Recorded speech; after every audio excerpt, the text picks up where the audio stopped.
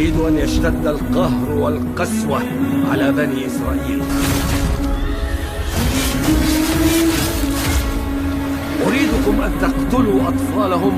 وهم في بطون أمهاتهم.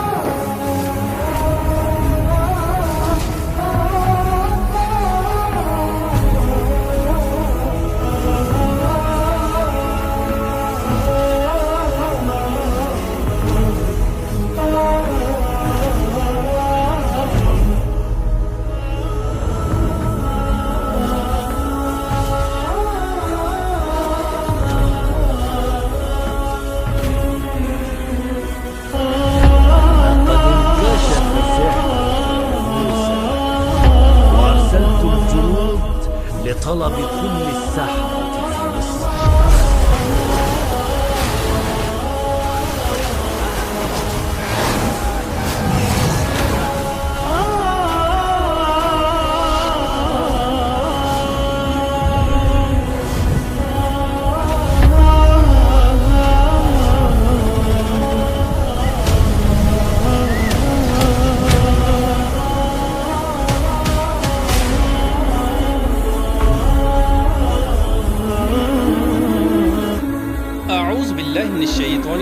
بسم اللہ الرحمن الرحیم۔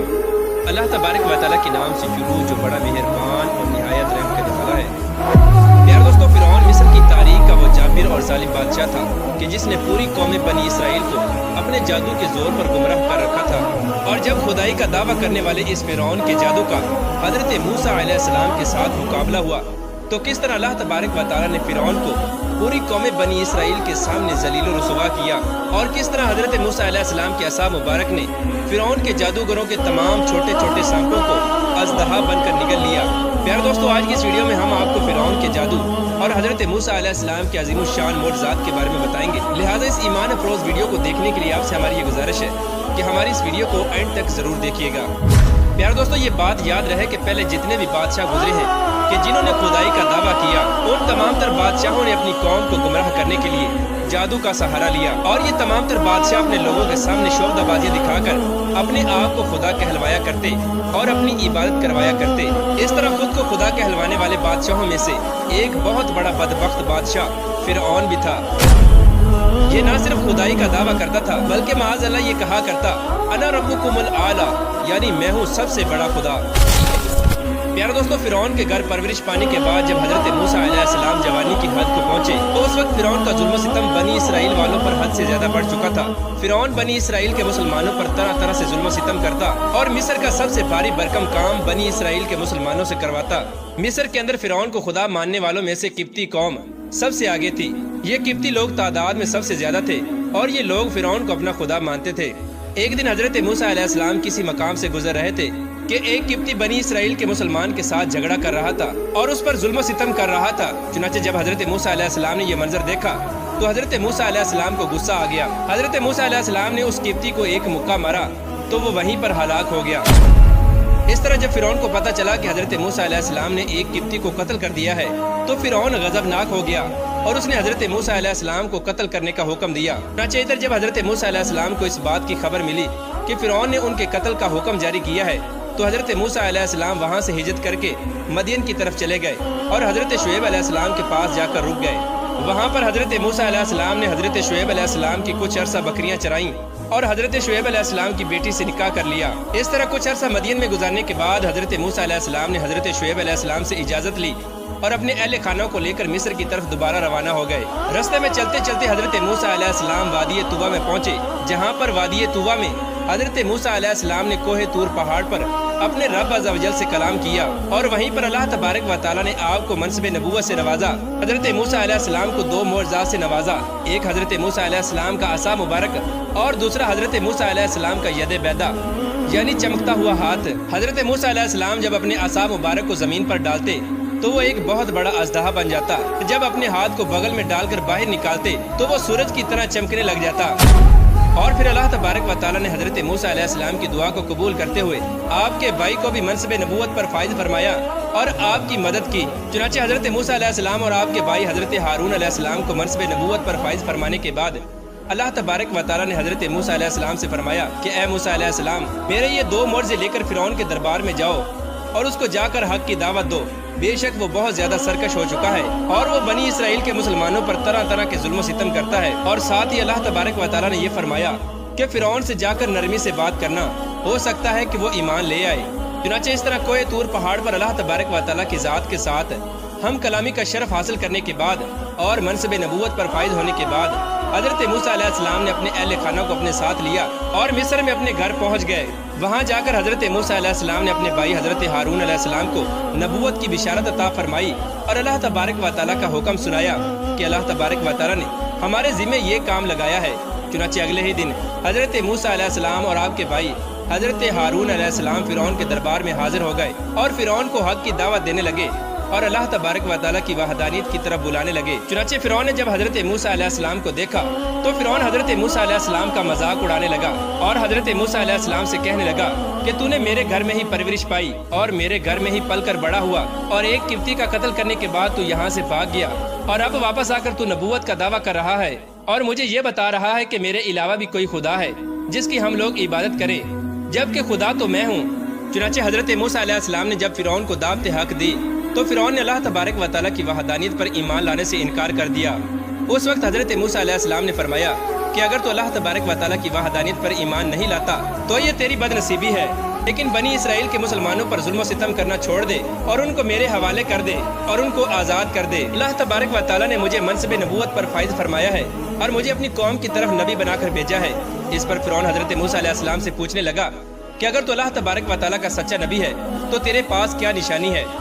چنانچہ اس وقت حضرت موسیٰ علیہ السلام کو حکم ہوا کہ اے موسیٰ علیہ السلام اپنے عصا مبارک کو زمین پر ڈالو۔ چنانچہ جیسے ہی حضرت موسیٰ علیہ السلام نے اپنے عصا مبارک کو زمین پر ڈالا تو وہ دیکھتے ہی دیکھتے ایک بہت بڑا اژدہا بن گیا جو فرعون کے محل کے اندر چکر لگانے لگا۔ یہ منظر دیکھ کر فرعون اور اس کے حواری ڈر گئے اور فرعون ڈرتے ہوئے بے ساختہ بولا کہ تم تو بہت بڑے جادوگر ہو۔ اس کے بعد حضرت موسیٰ علیہ السلام نے اپنی نبوت کی نشانی کے طور پر دوسرا معجزہ پیش کیا۔ حضرت موسیٰ علیہ السلام نے اپنے ہاتھ کو اپنی بغل میں ڈالا اور کچھ دیر بعد اس ہاتھ کو جب باہر نکالا تو وہ سورج کی طرح چمک رہا تھا۔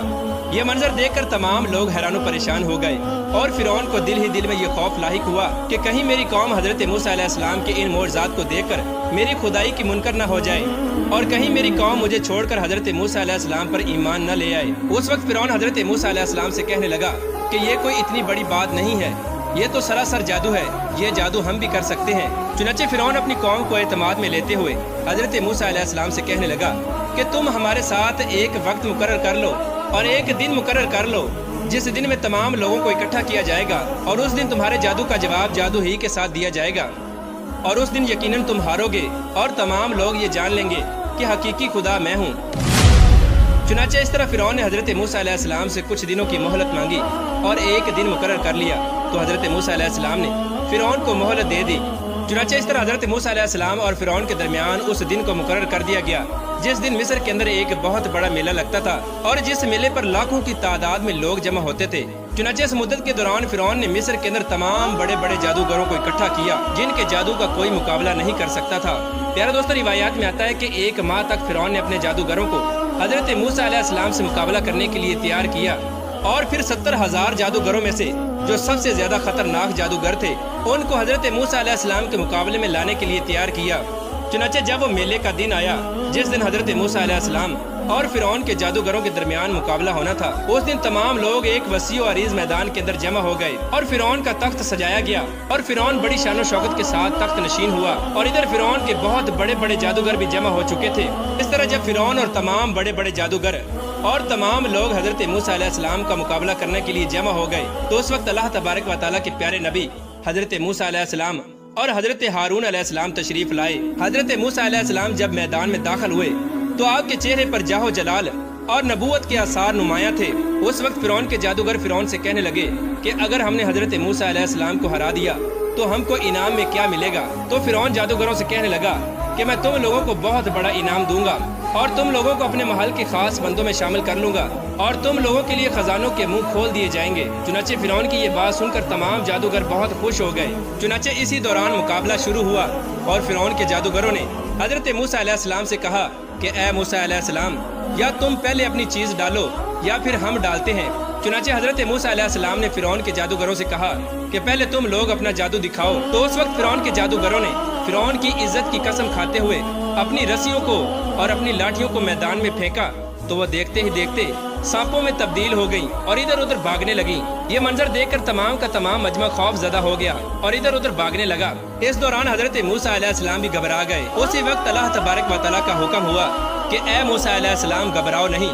بلکہ اپنے عصا مبارک کو زمین پر ڈالو۔ تو حضرت موسیٰ علیہ السلام نے اللہ تبارک و تعالیٰ کے حکم کے مطابق اپنے عصا مبارک کو زمین پر ڈالا تو وہ دیکھتے ہی دیکھتے ایک بہت بڑا اژدہا بن گیا جس نے تمام جادوگروں کے چھوٹے چھوٹے سانپوں کو نگل لیا اور ان کے نام و نشان تک کو مٹا دیا۔ پیارے دوستو، اس منظر کو بیان کرتے ہوئے اللہ تبارک و تعالیٰ قرآن پاک میں ارشاد فرماتا ہے کہ جب حضرت موسیٰ علیہ السلام کے عصا مبارک نے تمام جادوگروں کے سانپوں کو نگل لیا تو تمام کے تمام جادوگر فوراً سجدے میں گر گئے اور کہنے لگے کہ ہم موسیٰ کے خدا پر ایمان لے آئے۔ پیارے دوستو، روایات میں آتا ہے کہ تمام کے تمام جادوگر حضرت موسیٰ علیہ السلام کے سامنے اللہ تبارک و تعالیٰ کی بارگاہ میں سجدے میں اس لیے گرے اور اللہ تبارک و تعالیٰ کی وحدانیت پر ایمان اس لیے لے کر آئے کیونکہ وہ جادو کو خوب جانتے تھے، کیونکہ جو ان لوگوں نے کیا وہ تو جادو تھا اور نظر کا ایک دھوکہ تھا، لیکن جو حضرت موسیٰ علیہ السلام نے کیا وہ جادو نہیں بلکہ اللہ تبارک و تعالیٰ کا ایک عظیم الشان معجزہ تھا۔ اور یہی وجہ تھی کہ تمام جادوگر حضرت موسیٰ علیہ السلام کے اس معجزے کو دیکھتے ہوئے اللہ تبارک و تعالیٰ کی وحدانیت پر ایمان لے آئے، لیکن بدبخت فرعون اور اس کے حواری اس معجزے کو دیکھنے کے باوجود بھی اللہ تبارک و تعالیٰ کی وحدانیت پر ایمان نہ لا سکے۔ چنانچہ جب فرعون نے یہ منظر دیکھا کہ تمام جادوگر سجدے میں پڑے ہیں اور حضرت موسیٰ علیہ السلام کے خدا پر ایمان لا چکے ہیں تو فرعون شدید غضبناک ہوا اور جادوگروں سے کہنے لگا کہ تم میری اجازت کے بغیر ایمان کیسے لا سکتے ہو؟ میں تم لوگوں کو انتہائی دردناک سزا دوں گا۔ اس وقت وہ تمام جادوگر جن کے سینے ایمان کے نور سے روشن ہو چکے تھے اور جو اللہ تبارک و تعالیٰ کی وحدانیت پر ایمان لا چکے تھے وہ فرعون سے کہنے لگے کہ تم نے جو کرنا ہے کرو، ہم حضرت موسیٰ علیہ السلام کے خدا کو ہرگز نہیں چھوڑیں گے۔ بے شک حضرت موسیٰ علیہ السلام اللہ تبارک و تعالیٰ کے سچے نبی ہیں اور جو انہوں نے دکھایا وہ کوئی جادو نہیں بلکہ اللہ تبارک و تعالیٰ کا معجزہ ہے۔ روایات میں آتا ہے کہ فرعون نے ان تمام جادوگروں کو قیدی بنا لیا اور ان پر طرح طرح کے ظلم و ستم کرتا رہا اور ان کے ہاتھوں اور پاؤں کو کاٹ کر ان کو شہید کر دیا۔ اللہ تبارک و تعالیٰ سے دعا ہے کہ اللہ تبارک و تعالیٰ ہمیں سیدھے راستے پر چلنے کی توفیق عطا فرمائے۔